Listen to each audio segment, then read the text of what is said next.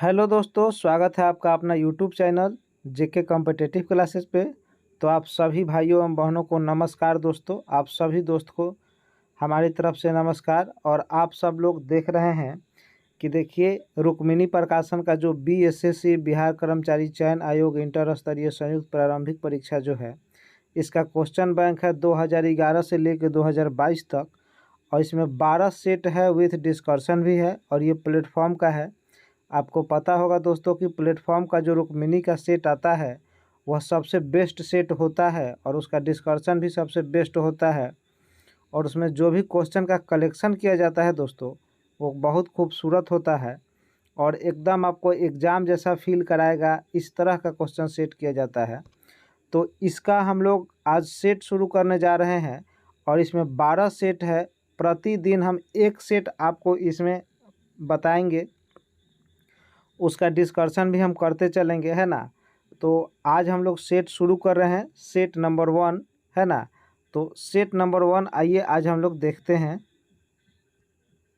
तो देखिए दोस्तों, ये आपका सेट नंबर 1 है और ये देखिए बीएसएससी सचिवालय सहायक जो है प्रारंभिक परीक्षा हेल्ड ऑन 18/12/2011, है ना। तो इस दिन ये हुआ था और इस दिन से हम लोग आज देख रहे हैं इस सेट को।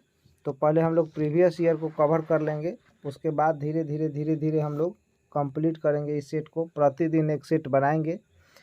तो आइए हम लोग शुरू करते हैं। Question number 1।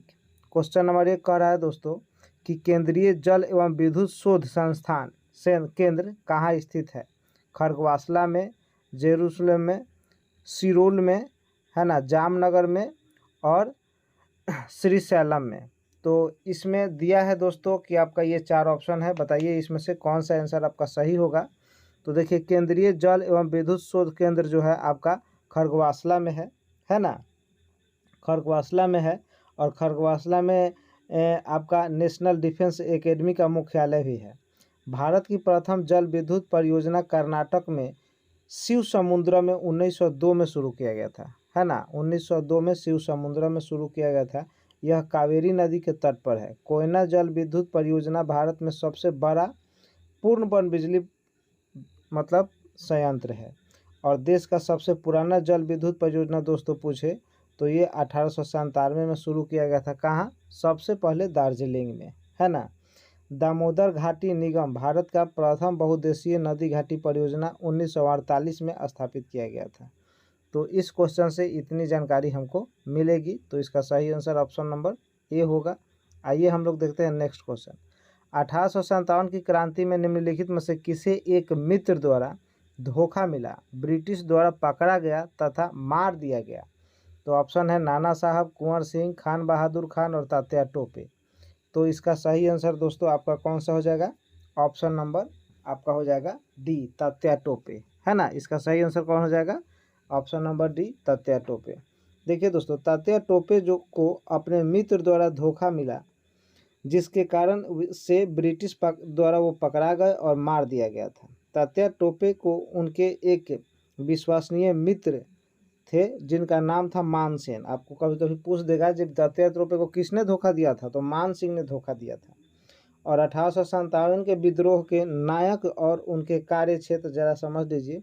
देखिए, कुंवर सिंह जो थे वो जगदीशपुर आरा से थे, नाना साहब कानपुर से थे, बख्श खां दिल्ली से थे, बेगम हजरत महल लखनऊ से थी, रानी लक्ष्मीबाई झांसी से थी, मौलवी अब्दुल्ला फैजाबाद से थे और खान बहादुर खां ये बरेली से थे। नाना साहब साथ 1857 की क्रांति में कानपुर से तात्या टोपे के साथ मिलकर विद्रोह का नेतृत्व कर रहे थे। तात्या टोपे का मूल नाम अगर पूछेगा दोस्तों तो इनका है रामचंद्र पांडुरंगा, है ना। इसे अंग्रेज ने फांसी की सजा सुना दिया था और फांसी कब दिया था ये भी पूछ सकता है। तो 18 अप्रैल 1859 को दिया था। तो इतनी जानकारी हम लोग देखेंगे, है ना। तो इसका सही आंसर आपको पता है कि ऑप्शन नंबर डी होगा। तो आइए हम लोग देखते हैं अगला क्वेश्चन। कह रहा है कि 1829 में किसकी अध्यक्षता में आयोजित हुए भारतीय राष्ट्रीय कांग्रेस के लाहौर अधिवेशन में ब्रिटिश शासन ने पूर्ण स्वतंत्रता प्रस्ताव किया था। तो इसका सही आंसर हो जाएगा आपका जवाहरलाल नेहरू, है ना। जवाहरलाल नेहरू ने 1929 में लाहौर अधिवेशन की अध्यक्षता कर रहे थे और इसी अधिवेशन में पूर्ण स्वराज का लक्ष्य रखा गया था। 1828 में कलकत्ता अधिवेशन की अध्यक्षता मोतीलाल नेहरू ने किया था और 1905 में बनारस अधिवेशन की अध्यक्षता गोपाल कृष्ण गोखले ने किया था।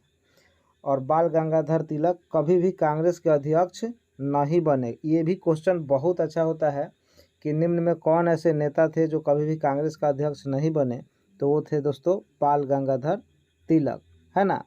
और सरदार वल्लभ भाई पटेल जो थे 1931 के कराची अधिवेशन में अध्यक्ष बने थे, है ना। तो ये भी कभी कभी पूछ लेता है। तो आइए देखते हैं नेक्स्ट क्वेश्चन। कह रहा है कि राज्य के नीति निर्देशक तत्व कौन सा सिद्धांत महात्मा गांधी के दर्शन से जुड़ा है? धन का एक समान वितरण, ग्राम पंचायतों का स्थापना, प्रबंधन में श्रमिकों की भागीदारी, अंतर्राष्ट्रीय विवादों का शांतिपूर्ण समाधान। तो इसका सही आंसर दोस्तों हो जाएगा ऑप्शन नंबर बी, ग्राम पंचायतों की स्थापना, है ना। देखिए भारतीय संविधान के भाग 4 में और अनुच्छेद 36 से 51 तक राज्य के नीति निर्देशक तत्वों का वर्णन किया है। अनुच्छेद 39 के सी में धन का समानता वितरण है, अनुच्छेद 40 में ग्राम पंचायत है, अनुच्छेद 42 में प्रसूति सहायता है, अनुच्छेद 48 में कृषि एवं पशुपालन है और अनुच्छेद 49 में स्मारक स्थान एवं वस्तुओं का संरक्षण है और 50 दोस्तों पूछे तो अनुच्छेद 50 कार्यपालिका को न्यायपालिका से अलग किया जाता है ना। तो इतनी जानकारी हम लोग मिलेगा। अगर इस तरह हम लोग प्रत्येक दिन एक सेट का डिस्कशन करें तो काफ़ी अच्छी नॉलेज हो जाएगी। और दोस्तों आप लोगों को इसका PDF चाहिए तो कमेंट ज़रूर कीजिए, क्योंकि हम कमेंट में आपको इसका PDF देंगे। आप लोग कमेंट करके बताइएगा तो हो सकता है कि इसका PDF भी हम आपको टेलीग्राम JK कॉम्पिटिटिव क्लासेस पे डाल देंगे, तो वहाँ से आप PDF भी इसका प्राप्त कर सकते हैं और प्रत्येक दिन एक सेट आपको ज़रूर मिलेगा यहाँ से। तो आप मिस नहीं कीजिएगा, प्रतिदिन आप लोग ज़्यादा से ज़्यादा देखिए और लोगों के पास शेयर कीजिए। और ये जब तक एग्ज़ाम ख़त्म नहीं होगा तब तक हम लोग चलाते रहेंगे। प्लेटफॉर्म का ख़त्म होगा तो किसी अन्य प्रकाशन का भी लेके हम लोग चलाएंगे। तो आइए हम लोग देखते हैं अगला क्वेश्चन दोस्तों। नेक्स्ट क्वेश्चन क्या होगा, है ना। कड़ा हड़प्पा सभ्यता संबंधित है कांस्य युग से, नवपाषाण युग से, पाषाण युग से और लौह युग से, है ना। तो इसका ऑप्शन नंबर आपका ए सही हो जाएगा, कांस्य युग से, है ना। कांस्य युग से हड़प्पा सभ्यता किससे संबंधित है? कांस्य युग से। हड़प्पा सभ्यता का खोज 1921 में दयाराम साहनी ने किया था। यह वर्तमान में रावी नदी के तट पर जो है ना, और ये रावी नदी के किनारे पाकिस्तान के मोंटोग्रो जिला में स्थित है ना। ये अगला क्वेश्चन दोस्तों कह रहा है कि भारत एवं चीन के बीच सीमा बनाने वाली रेखा है रेड क्लिफ, मैकमोहन, डुरंड और स्ट्रैटफोर्ड रेखा। तो इसमें दोस्तों आपका सही ऑप्शन जो हो जाएगा आंसर वो हो जाएगा मैकमोहन। भारत और चीन के बीच जो है दोस्तों ये मैकमोहन है। रेड क्लिफ भारत पाकिस्तान के बीच है। सुनिए, रेड क्लिफ जो है वो भारत पाकिस्तान के बीच है, 1947 में बना था। मैकमोहन रेखा भारत और चीन के बीच है, ये आपका 1914 में बना था। डुरंड रेखा अगर पूछते तो पाकिस्तान और अफगानिस्तान के बीच है। 17वीं समानांतर रेखा पूछे तो उत्तरी वियतनाम और दक्षिणी वियतनाम है। 49वीं समानांतर रेखा संयुक्त राज्य अमेरिका और कनाडा के बीच है ना। और मैग्नी कांटा रेखा अगर पूछे तो जर्मनी और फ्रांस के बीच है। हिडेनबर्ग रेखा अगर पूछे दोस्तों तो पोलैंड और जर्मनी के बीच है। ओडर नीसे रेखा अगर पूछे तो पोलैंड और जर्मनी के बीच है। तो इस तरह से हम लोग इतनी क्वेश्चन को देखेंगे। तो आइए अब हम लोग देखते हैं अगला क्वेश्चन, है ना। कह रहा है दोस्तों कि नीचे दी गई प्रमुख घटना का सही क्रम क्या है? LLB-3 लॉन्च, बांग्लादेश का बनना, सिक्किम भारत का 22वां राज्य बना और पोखरण। तो इसमें कौन सा हो जाएगा आपका सही क्रम, है ना। सही क्रम कौन सा हो जाएगा? तो इसका आपका ऑप्शन हो जाएगा दोस्तों ए नंबर, है ना। पहले होगा 2, 4, 3, 1। क्यों होगा? देखिए बांग्लादेश जो है वो बना था कब? तो बांग्लादेश 1971 में बना था, तो 1971 हो जाएगा। पोखरण का पहला जो परीक्षण LBC किया गया था 1974 में किया था। LLBC का लॉन्च 3 का जो है 1974 में किया गया था। और सिक्किम जो है भारत का 22वां राज्य बना था, है ना, 1975 में। और उसके बाद ये लॉन्च जो हुआ था आपका ये 2001 में हुआ था, जो 1 नंबर ऑप्शन में दिया है। तो लास्ट डी नंबर आपका चौथा नंबर 1 हो जाएगा, यानी 2 4 3 1, ऑप्शन नंबर ए इसका सही आंसर होगा। तो आइए हम लोग देखते हैं अगला क्वेश्चन। कह रहा है कि निम्न में से किन देशों के समूह से भूमध्य रेखा गुजरती है ना। तो भूमध्य रेखा किन देशों के समूह से गुजरती है, तो आइए हम लोग देखते हैं। ब्राज़ील, जाम्बिया एवं Malaysia, Colombia, Kenya, Indonesia, Brazil, Sudan, Malaysia, Venezuela, Ethiopia एवं इंडोनेशिया। तो इसका सही आंसर हो जाएगा option number B, Colombia, Kenya, Indonesia के समूह से ये गुजरता है ना। तो अगला क्वेश्चन, चीनी यात्री ह्वेनसांग भारत के भ्रमण में आया था। तो ह्वेनसांग आया था अशोक के शासनकाल में, चंद्रगुप्त के शासनकाल में, है ना। अशोक के शासनकाल में, चंद्रगुप्त के शासनकाल में। और फिर देखिए दोस्तों, इधर दिया है और ऑप्शन 2, है ना।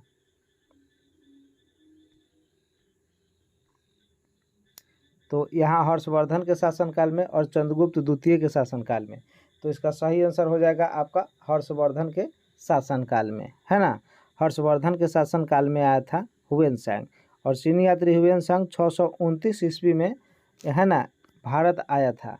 वे लगभग 15 वर्षों तक भारत में रहा था। नालंदा विश्वविद्यालय में बौद्ध धर्म से संबंधित शिक्षा ग्रहण करने के माध्यम से आया था। इसकी एक पुस्तक पूछता है दोस्तों कि इसका पुस्तक क्या है, तो सीयू की, है ना। और बिंदुसार के दरबार में एक डायनेकस आया था। चंद्रगुप्त मौर्य के दरबार में मेघास्थनीज आया था।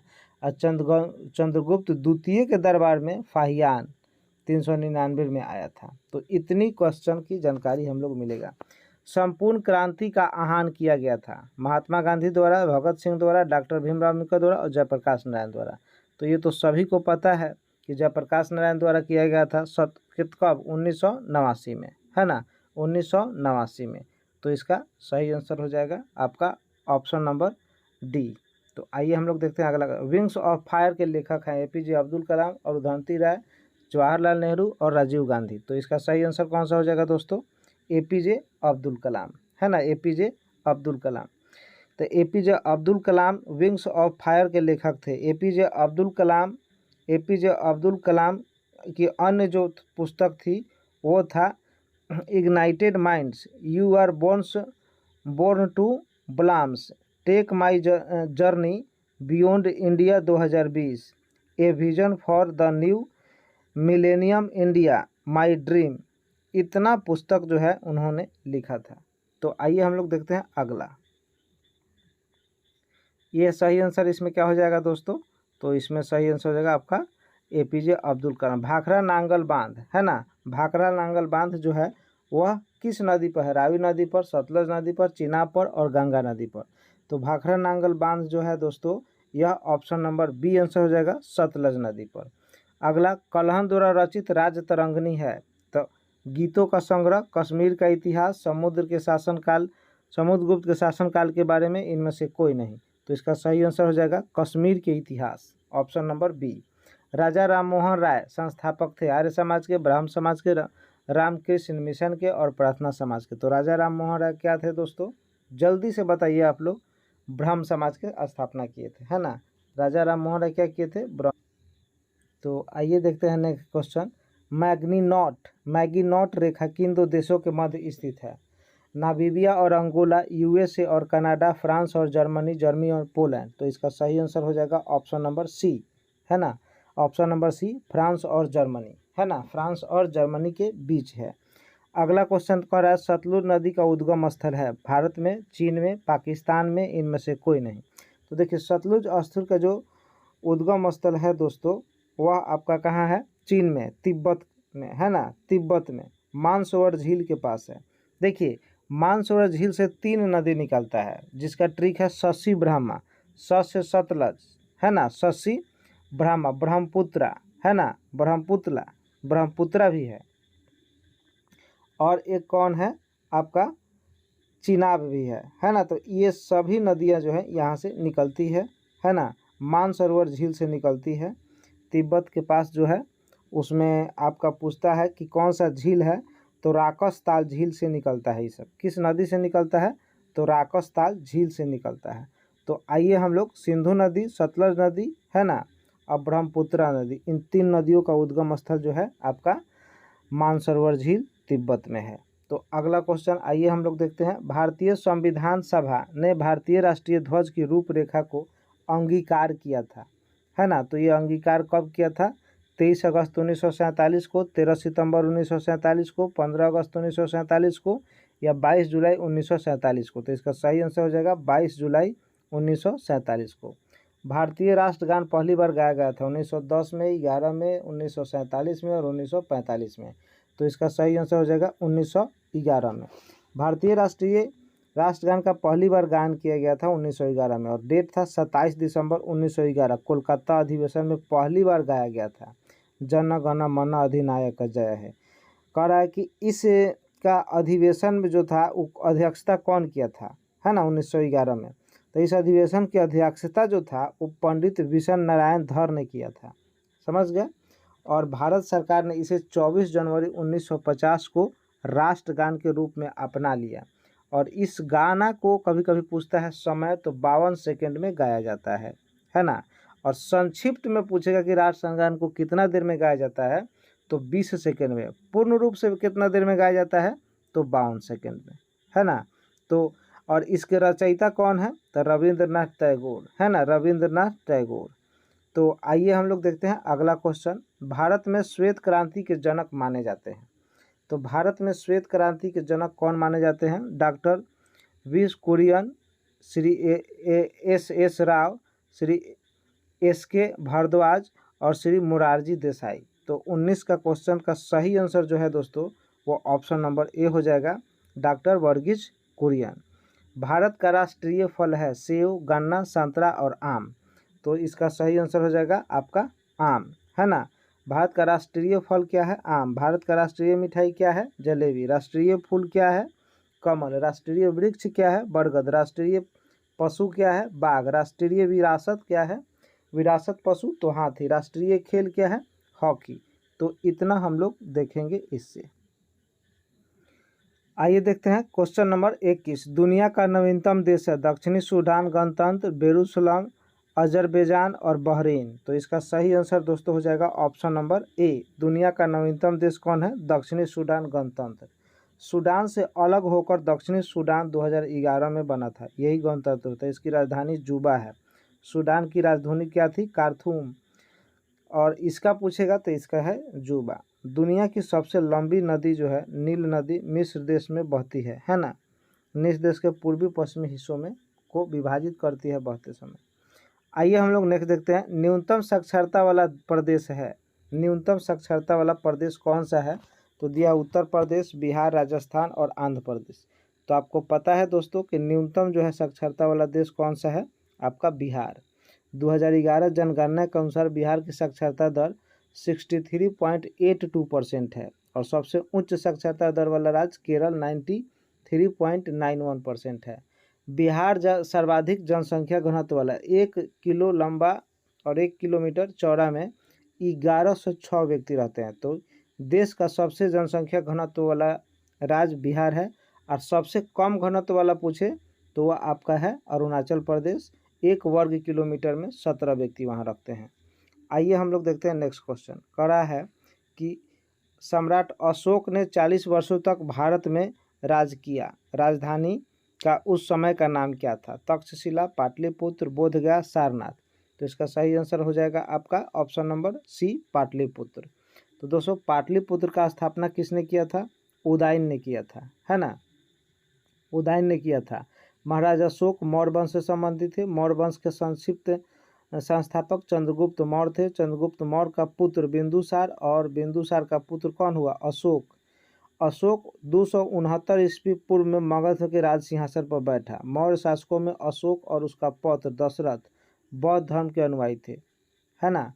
और अशोक ने अपने 8वें वर्ष में कलिंग का विजय किया था जिसमें उसका हृदय परिवर्तन हुआ था। तो आइए हम लोग देखते हैं क्वेश्चन नंबर 24। ऐसा प्रथम इंजीनियरिंग स्नातक जो किसी राज्य का 2 बार मुख्यमंत्री रहा हो संबंधित है उत्तर प्रदेश, बिहार, झारखंड और गुजरात से।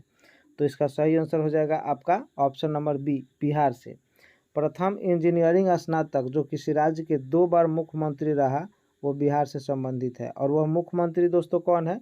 तो नीतीश कुमार रिकॉर्ड 7 बार बिहार के मुख्यमंत्री पद की शपथ ली। अभी अगर वर्तमान पूछे तो 8 बार।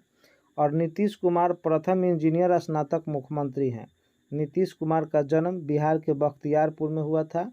और कुछ समय को छोड़ दिया जाए तो वर्ष 2005 से वर्तमान लगातार अभी तक बिहार के वो मुख्यमंत्री हैं। वर्ष 2000 में वे प्रथम बार बिहार के मुख्यमंत्री बने थे, ये पूछेगा दोस्तों। लेकिन वो कितने दिन रहे तो 7 दिन ही रहे। 2001 से 2004 तक भारत के वो रेल मंत्री रह चुके हैं, है ना। तो इसका सही आंसर हो जाएगा ऑप्शन नंबर बी। आइए हम लोग देखते हैं नेक्स्ट क्वेश्चन। निम्नलिखित में से कौन सा देश आसियान का सदस्य नहीं है? वियतनाम, ब्रुनेई, जेरूसलम और उसके बाद बांग्लादेश, म्यांमार, है ना। तो इसमें आपका सही आंसर जो है दोस्तों वो ऑप्शन नंबर सी बांग्लादेश हो जाएगा, है ना। उस राज्य का नाम बताइए जहां से भारत का प्रथम राष्ट्रपति चुना गया, है ना। तो उत्तर प्रदेश, मध्य प्रदेश, पश्चिम बंगाल और बिहार। तो इसका सही आंसर कौन सा हो जाएगा दोस्तों? इसका सही आंसर हो जाएगा बिहार। और वो कौन थे? डॉक्टर राजेंद्र प्रसाद। वह सदाकत आश्रम की स्थापना महरुल हक ने किया था, है ना। और महाराणा प्रताप जो है राजेंद्र प्रसाद का समाधि स्थल है। राजेंद्र प्रसाद बिहार के सारण जिला जो वर्तमान में पाकिस्तान में है के जीरादेई गांव से संबंधित थे। तो आइए देखते हैं नेक्स्ट क्वेश्चन। सिखों के 10वें गुरु गुरु गोविंद सिंह जी का जन्म हुआ था अमृतसर में, दिल्ली में, पटना में, कोलकाता में। तो इसका सही आंसर हो जाएगा आपका ऑप्शन नंबर सी पटना में, है ना। गुरु गोविंद सिंह जो थे वह गुरु गोविंद सिंह 10वें जो सिख गुरु थे, इनका जन्म पटना में हुआ था। गुरु गोविंद सिंह सिखों के 10वें गुरु एवं अंतिम गुरु थे। इनका जन्म कब हुआ था ये पूछेगा तो 1666 ईस्वी में हुआ था, है ना। इनका जन्म कब हुआ था? 1666 में। तो आइए नेक्स्ट देखते हैं। 1946 में गठित अंतरिम सरकार में डॉक्टर राजेंद्र प्रसाद किस विभाग के मंत्री थे? तो डॉक्टर राजेंद्र प्रसाद जो थे वो किस विभाग के थे? तो रक्षा, विदेश मामले तथा राष्ट्रमंडल संबंध, खाद्य एवं कृषि, उपरोक्त में से कोई नहीं। तो ऑप्शन नंबर सी आपका होगा खाद्य एवं कृषि। अगला क्वेश्चन। वैश्विक तापमान के बढ़ने की समस्या से निपटने के लिए अपने लोगों पर कार्बन कर लगाए जाने का प्रस्ताव करने वाला विश्व का पहला देश निम्न में से कौन सा बना है? ऑस्ट्रेलिया, जर्मनी, जापान और पोलैंड। तो इसका सही आंसर हो जाएगा दोस्तों न्यूजीलैंड होना चाहिए, हम पोलैंड बोल दिए हैं। तो इसका सही आंसर होगा ऑप्शन नंबर डी न्यूजीलैंड, है ना। न्यूजीलैंड ने यह कारनामा पहली बार किया है। अगला क्वेश्चन। निम्नलिखित में से किस क्षेत्र में वर्ष 2005 में इंदिरा गांधी परमाणु अनुसंधान केंद्र ने उल्लेखनीय उन्नति की है?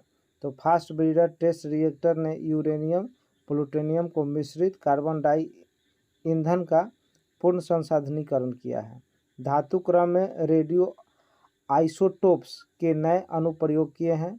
गुरु जल के उत्पादन हेतु एक नई प्रौद्योगिकी है। उच्च स्तरीय नाभिकीय कचरे के प्रबंधन हेतु एक नई प्रौद्योगिकी है। तो इसका सही आंसर हो जाएगा दोस्तों ऑप्शन नंबर ए, है ना। इसका सही आंसर कौन हो जाएगा? ऑप्शन नंबर ए। तो आइए हम लोग देखते हैं नेक्स्ट क्वेश्चन। कह रहा है इच्छा मृत्यु को कानूनी रूप देने वाला निम्न में से कौन सा देश है?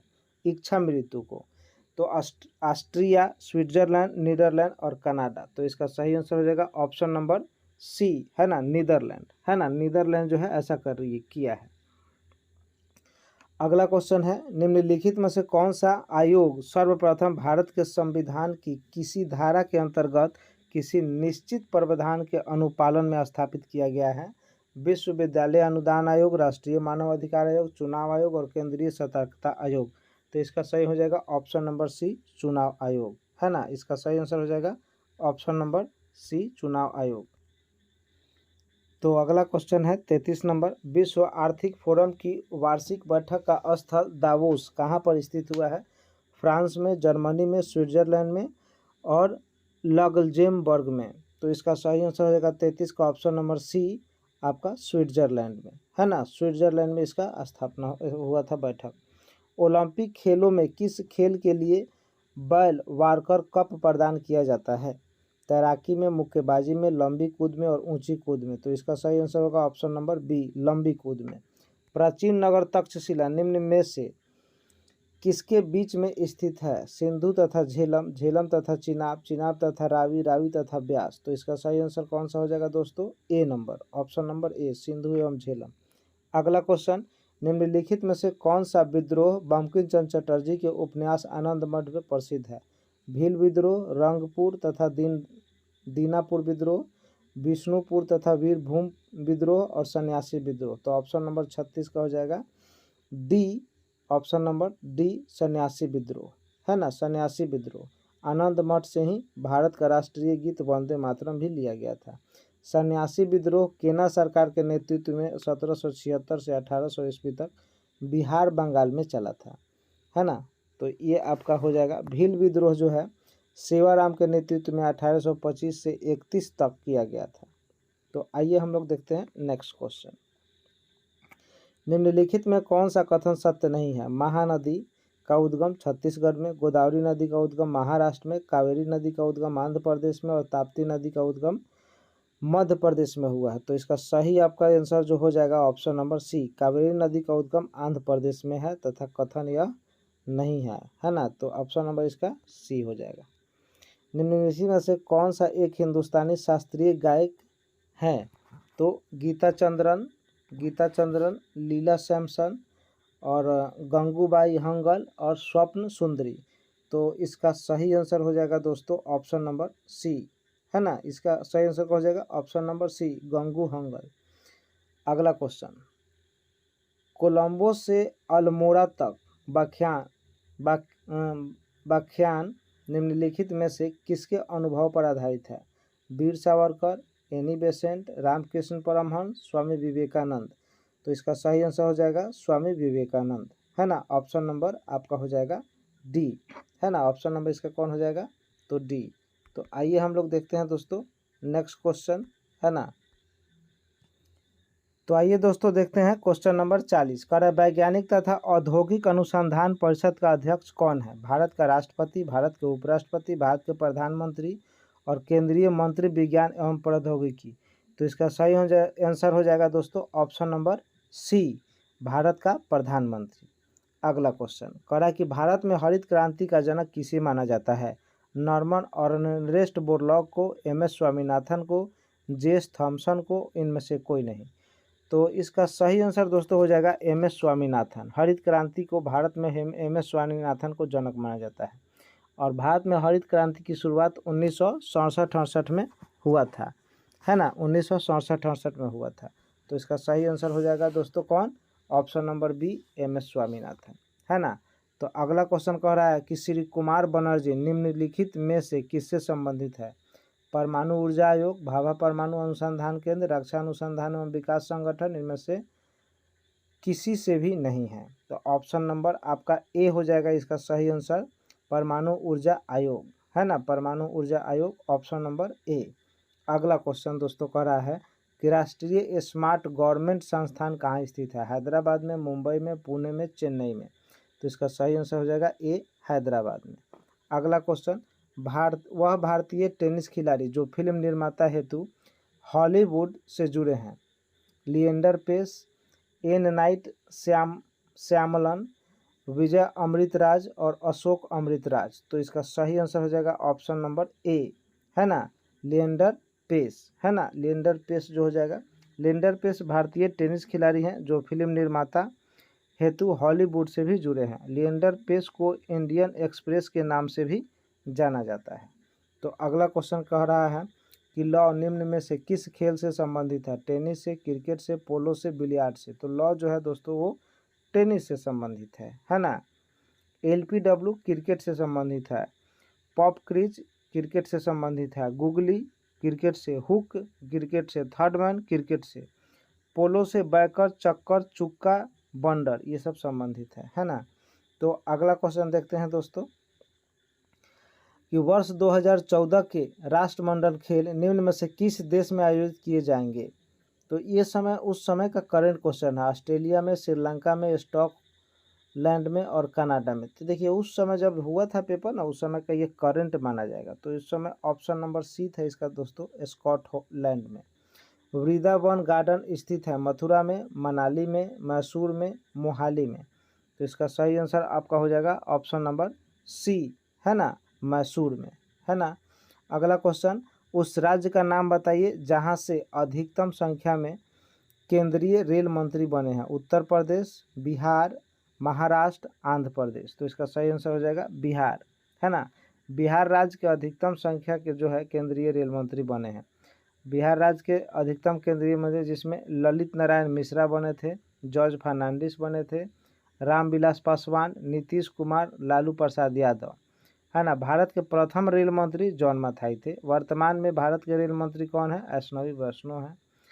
और अश्विनी वैष्णव को संचार एवं इलेक्ट्रॉनिक्स एवं सूचना प्रौद्योगिकी विभाग का भी प्रभार दिया गया है। तो इतना उस आपसे पूछ सकता है ना। तो इसमें सही आंसर कौन सा हो जाएगा आपका? Option number B, Bihar. निम्न में से कौन सा एक टेनिस खिलाड़ी है? Dan Corton, Greg Johns, Johnny Weissmuller, इनमें से कोई नहीं। तो इसका सही आंसर हो जाएगा option number B, Greg Johnson. Shri HR Bhardwaj राज्यपाल हैं कर्नाटक के, केरल के, तमिलनाडु के, आंध्र प्रदेश के। तो इसका सही आंसर हो जाएगा दोस्तों ऑप्शन नंबर ए, कर्नाटक के, है ना। ऑप्शन नंबर ए हो जाएगा आपका कर्नाटक के। तो देखिए दोस्तों अगला क्वेश्चन 51 नंबर का है कि 3 मिश्रण दूध तथा पानी से इतना इतना इतना के रेशियो में। देखिए मैथ का क्वेश्चन है तो ये आप लोग बना लीजिएगा, है ना। आइए हम लोग देखते हैं नेक्स्ट। कारण निम्न में से कौन सा बर्ड फ्लू वायरस है जिससे एविलियन फ्लू वायरस भी कहा जाता है ना। तो दिया है H5N1, H1N5, है ना, N5H1 और N1H5। तो इसका सही आंसर हो जाएगा दोस्तों ऑप्शन नंबर ए, है ना, H5N1, है ना। मोबाइल सिम कार्ड में सिम का अर्थ क्या होता है, यानी सिम का पूर्ण रूप क्या होता है? Subscriber information marker, subscriber identification module, super information master, super identity marker. तो इसका सही आंसर हो जाएगा option number B, subscriber identification module. Option number इसका सही हो जाएगा बी। नेक्स्ट, निम्न में कौन सा भारी पिंड समकाल रात्रि में आकाश में सबसे अधिक चमकता है? बृहस्पति, शनि, मंगल, शुक्र। तो ये आंसर तो सभी को पता है दोस्तों कि शुक्र ग्रह सबसे चमकीला ग्रह होता है और पृथ्वी का सबसे निकटतम ग्रह भी शुक्र है ना। शुक्र को ही आपको सौरमंडल का सबसे छठा बड़ा ग्रह जो है इसको कहा जाता है। और सूर्य सबसे निकट बुध के है ना। बुध जो है सबसे निकट है और पृथ्वी के निकट पूछे तो शुक्र। कह रहा है कि समुद्री शीतल पवन बहती है। समुद्री शीतल पवन दिन में भूमि से समुद्र की ओर, दिन में समुद्र से भूमि की ओर, रात्रि में भूमि से समुद्र की ओर और रात्रि में समुद्र से भूमि की ओर बहता है। तो इसका सही आंसर दोस्तों हो जाएगा ऑप्शन नंबर बी, दिन में समुद्र से भूमि की ओर बहता है। तो देखिए क्वेश्चन नंबर 56 भी आपका मैथ है, 57 भी मैथ है ना। 58 पर आते हैं। तो 58 में कह रहा है कि यदि एक पेंडुलम से दोलन करने वाली घड़ी को पृथ्वी से चांद पर ले जाया जाए तो वह घड़ी होगा सुस्त, तेज, पृथ्वी के समान समय देगी और कार्य करना बंद कर देगी। तो इसका सही आंसर दोस्तों हो जाएगा ऑप्शन नंबर ए, है ना, सुस्त हो जाएगी। ऑप्शन नंबर ए हो जाएगा सुस्त हो जाएगी, है ना। सरल लोलक का आवर्तकाल जो होता है 2π × √1/g होता है ना, 1/g होता है। तो ये कभी कभी आपका पूछेगा। और पृथ्वी तल से ऊपर या नीचे जाने पर जी का जो है मान घटता है और आवर्तकाल क्या होता है, बढ़ता है। सरल लोलक की घड़ी की पहाड़ी पर या चंद्रमा पर ले जाया जाए तो आवर्तकाल बढ़ेगा, इसीलिए वह सुस्त हो जाता है। तो अगला क्वेश्चन है दोस्तों नेक्स्ट, कह रहा है कि जब प्रकाश की तरंगें वायु से कांच में होकर गुजरती है तब कौन से परिवर्तन प्रभावित होंगे? तरंगदैर्घ्य, आवृत्ति एवं वेग, केवल वेग एवं आवृत्ति, केवल तरंगदैर्घ्य एवं आवृत्ति, केवल तरंगदैर्घ्य एवं वेग। तो इसका सही आंसर आपका हो जाएगा ऑप्शन नंबर डी, केवल तरंगदैर्घ्य एवं वेग। तो आइए हम लोग देखते हैं दोस्तों नेक्स्ट क्वेश्चन, है ना। कह रहा है कि एक पिंड कुल दूरी का आधा भाग वेग v1 से यात्रा करता है तथा शेष आधा भाग वेग v2 से यात्रा करता है, तो उस पिंड का औसत वेग क्या है। तो देखिए दोस्तों, जब भी औसत चाल निकालना है तो उसका फॉर्मूला होता है 2 इंटू V1 इंटू 2 गुने V1 गुने V2 बटा V1 प्लस V2, यही उसका औसत चाल होता है। तो देख लीजिए ऐसा कौन है, 2 इंटू V1 इंटू V2 बटा V1 plus V2, option number कौन हो जाएगा, डी, है ना। ऑप्शन नंबर हो जाएगा आपका डी। तो आइए हम लोग देखते हैं नेक्स्ट क्वेश्चन। कहा एक्स किरणों का उपयोग क्रिस्टल संरचना के अध्ययन के लिए किया जाता है, क्योंकि एक्स किरण को क्रिस्टल पूर्णतः अवशोषित करता है। एक्स किरणों कोई तरंगधर तथा क्रिस्टल के अंतः परमाणु की दूरी की परिमाण को कोटि समान होती है। एक्स किरणों की तरंगधर बहुत छोटी तथा अपेक्षाकृत क्रिस्टल में अंतर परमाणुविक दूर होती है। एक्स किरणों के लिए क्रिस्टल पूर्णतः पारदर्शी होता है। तो इसका सही आंसर हो जाएगा दोस्तों ऑप्शन नंबर बी, है ना। ऑप्शन नंबर बी इसका सही आंसर होगा। मनुष्य के नेत्र के रेटिना पर प्रतिबिंब बनता है ना। तो इसके नेत्र पर जो प्रतिबिंब बनता है वो दोस्तों पूछ रहा है काल्पनिक तथा उल्टा, काल्पनिक तथा सीधा, वास्तविक तथा सीधा, वास्तविक तथा उल्टा। तो देखिए मनुष्य के रेटिना पर जब भी प्रतिबिंब बनता है तो वह बनता है वास्तविक और उल्टा, है ना, वास्तविक और उल्टा बनता है। अगला क्वेश्चन कह रहा है सीमेंट के ग्राइंडिंग प्रक्रम के अंतर्गत क्लिंकर चूर्ण में जिप्सम मिलाने का उद्देश्य है। तो सीमेंट का रंग तथा समतुल्यता को सुधारना, एक समांग मिश्रण बनाना, सेटिंग की दर को त्वरित करना और सेटिंग की दर को मंदित करना। तो इसका आंसर सही दोस्तों हो जाएगा ऑप्शन नंबर डी। जिप्सम जो है ना वह सेटिंग की दर को धीमा करता है, और जो सीमेंट जितना धीरे धीरे जमेगा, जितना लेट से सेट करेगा, वह सीमेंट उतना मजबूत होता है, उतना ज़्यादा टिकाऊ होता है ना। तो इसका सही आंसर हो जाएगा ऑप्शन नंबर डी। अगला क्वेश्चन देखिए दोस्तों, कह रहा है कि प्राकृतिक गैस का मुख्य अवयव है मीथेन, ब्यूटेन, इथेन और हाइड्रोजन। तो इसका सही आंसर हो जाएगा ऑप्शन नंबर ए, है ना, मीथेन। मीथेन का फार्मूला दोस्तों होता है CH4, है ना, CH4 इसका फार्मूला होता है।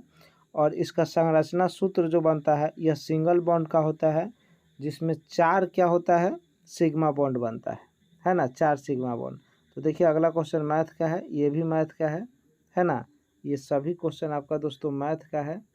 आइए नेक्स्ट देखते हैं। इधर ये सभी क्वेश्चन मैथ का है दोस्तों, है ना। एक ये क्वेश्चन है पौधों में क्लोरोफिल बनाने के लिए कौन सा तत्व सहयोग होता है।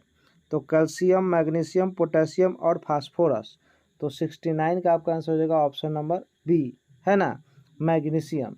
कौन सा हो जाएगा, ऑप्शन नंबर बी, मैग्नीशियम।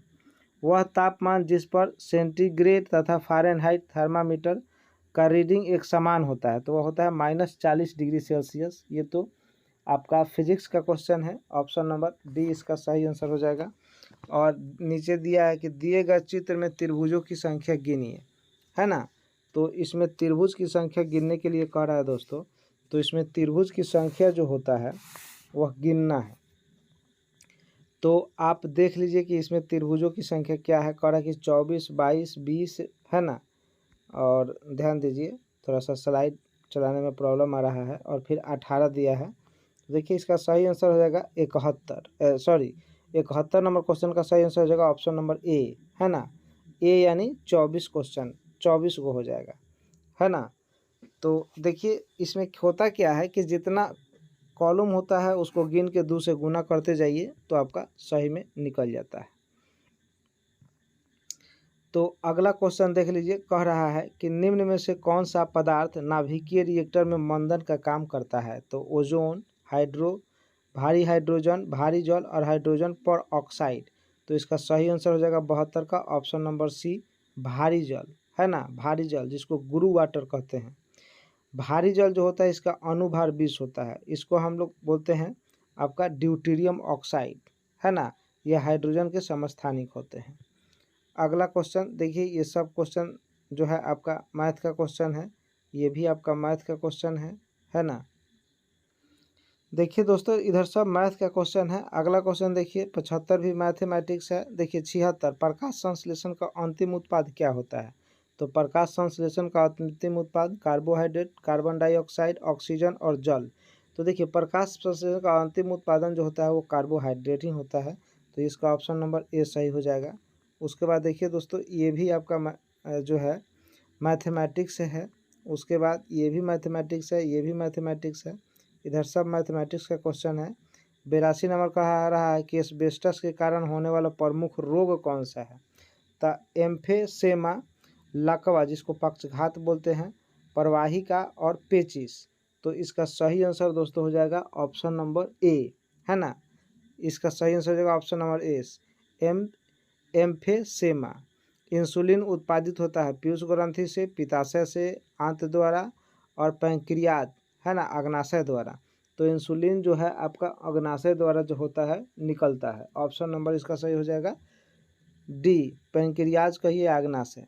फिर अगला क्वेश्चन, मनुष्य के शरीर में पैरों की हड्डियां है ना, पैरों की हड्डियां है। वो कह रहा है कि ह्यूमरस तथा उरु अस्थि, फिबुला तथा टिबिया अस्थि, फिबुला तथा उल्मा अस्थि और टिबिया तथा बहिर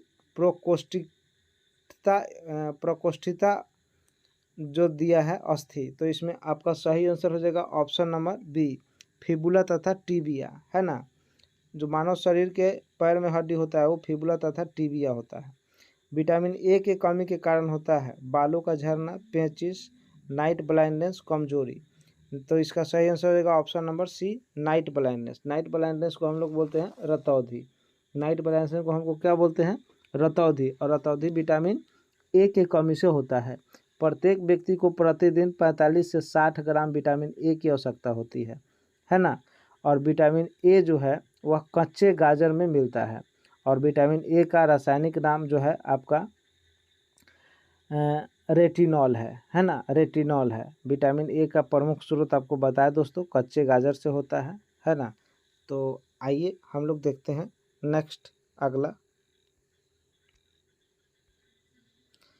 तो देखिए क्वेश्चन, ये वाला जो क्वेश्चन है वो भी आपका मैथ है, ये वाला भी मैथ है। ये वायु का वेग संबंधित है पृथ्वी के अपनी धुरी पर घूमने से, पृथ्वी के चक्कर लगाने से, दाब प्रवणता से और तापमान से, है ना। तो क्वेश्चन नंबर 88 का सही आंसर हो जाएगा ऑप्शन नंबर सी, दाब प्रवणता से, है ना, ऑप्शन नंबर सी। मानव शरीर में रक्तचाप नियंत्रित होता है अधिवृक्क ग्रंथि से, थायराइड ग्रंथि से, थाइमलस से और पित्त पिंड से। तो इसका सही आंसर हो जाएगा ऑप्शन नंबर ए, अधिवृक्क ग्रंथि से, है ना, अधिवृक्क ग्रंथि से ये होता है। कंप्यूटर में वायरस संबंधित है धूल कणों से, हार्डवेयर से, प्रोग्राम से और इन सभी से। तो इसका सही आंसर दोस्तों हो जाएगा 90 का। बताइए, बहुत आसान क्वेश्चन है। तो ये कंप्यूटर का हो जाएगा, कंप्यूटर से क्वेश्चन है सी, कंप्यूटर वायरस प्रोग्राम से संबंधित होता है ना। और यह मेलेशियस प्रोग्राम से है ना। ये कौन सा प्रोग्राम होता है, मेलेशियस। तो इसका सही आंसर कौन सा हो जाएगा, ऑप्शन नंबर सी, प्रोग्राम से। तो आइए अगला क्वेश्चन, अधातुएं सामान्यतः विद्युत की कुचालक होती है परंतु ग्रेफाइट विद्युत का सुचालक है ना, ऐसा क्यों। तो देखिए दोस्तों, ऐसा आपका क्यों पूछ रहा है। तो ये कह रहा है कि यह कार्बन का एक प्रतिरूप है, इसमें शिथिलबद्ध इलेक्ट्रॉन होते हैं, यह भंगुर होता है, प्राथमिक ऑक्साइड बनाता है। तो देखिए क्वेश्चन नंबर जो 91 है इसका सही आंसर जो है ऑप्शन नंबर बी हो जाएगा कि इसमें शिथिलता बद्ध इलेक्ट्रॉन होते हैं। तो इसका ऑप्शन नंबर कौन हो जाएगा, सी। देखिए ये क्वेश्चन मैथ का है सब, ये सभी क्वेश्चन मैथ का है दोस्तों। ये भी देखिए मैथ का क्वेश्चन है, तो इधर सब आपका मैथ है। देखिए ये क्वेश्चन भी आपका मैथ का है, दिया है कि मनु तथा भरत की आयु का अनुपात 6:5 है, उनके आयु का योग दिया है इतना। तो 8 वर्ष पश्चात पूछ रहा है कितना है। तो देखिए तो बहुत आसान क्वेश्चन है आपका, बन जाएगा। वातावरण में कह रहा है कि सर्वाधिक प्रचुर गैस कौन है। तो नाइट्रोजन है, आपका ऑक्सीजन है, कार्बन डाइऑक्साइड है और हाइड्रोजन है। तो सबसे प्रयुक्त गैस जब पूछे दोस्तों तो आपका होता है नाइट्रोजन, ऑप्शन नंबर ए, है ना। इसका हो जाएगा ऑप्शन नंबर ए। ये सभी आपका मैथमेटिक्स है दोस्तों। इधर ये आपका रीजनिंग दिखाई दे रहा है ना। ये सब रीजनिंग है, ये सब रीजनिंग है ना। ये सब आपका रीजनिंग का क्वेश्चन है ना। इधर भी आप देख लीजिए तो ये सब भी रीजनिंग ही है, ये सब रीजनिंग है दोस्तों। इधर कोई भी नहीं है जीके जो आपको बताया जाए, है ना। थोड़ा स्लाइड चलाने में हमको प्रॉब्लम हो रहा है दोस्तों, चूँकि अभी हम शुरू किए हैं ये, तो इसीलिए स्लाइड चलाने में तो देखिए दोस्तों, इधर सब आपका मैथ रीजनिंग है, ये सब आपका मैथ रीजनिंग है ना। ये सब आपका मैथ रीजनिंग है और इधर आपका कोई जीके क्वेश्चन नहीं है जिससे हम आपको बता सके कुछ। ये सब मैथ रीजनिंग का क्वेश्चन है। इधर भी देखिए, ये आपका सब रीजनिंग का क्वेश्चन है। इधर एक भी जीके नहीं दिख रहा है ना। इधर जीके नहीं है, तो ये सब मैथ रीजनिंग का क्वेश्चन है दोस्तों। और आप देख पा रहे होंगे कि इधर कहीं भी जीके आपको नहीं दिखाई दे रहा है। ये सभी क्वेश्चन आपका मैथ है, नहीं तो रीजनिंग। तो ठीक है दोस्तों, आज के लिए इतना ही। आज का ये सेट नंबर 1 था और आपको कैसा लगा ये सेट कमेंट कीजिएगा और बताइए कि क्या इस सेट में आपको क्या कुछ फ़ायदा हो रहा है। अगर आपको फ़ायदा हो रहा है तो इस सेट को कंटिन्यू हम लोग एग्ज़ाम तक चलाते रहेंगे। प्रतिदिन एक सेट आपको मिलेगा। और आप इस चैनल पे नए हैं तो चैनल को लाइक करके सब्सक्राइब कर दें और बेल आइकन पे जाके ऑल पे क्लिक कर दें, ताकि हर वीडियो का नोटिफिकेशन आपको टाइम टू टाइम मिलते रहे। और ज़्यादा से ज़्यादा लोगों के पास इस चैनल को शेयर भी करें और अपने दोस्तों को भी बताएं इस चैनल के विषय में। अगर आपको पीडीएफ चाहिए इनका, तो आप जेके कॉम्पिटिटिव क्लासेज टेलीग्राम पे जाके कैपिटल लेटर में लिखिएगा, सर्च कीजिएगा तो आपको आ जाएगा और उस पर आपको ये पूरा पीडीएफ आपको मिल जाएगा आंसर के साथ, है ना।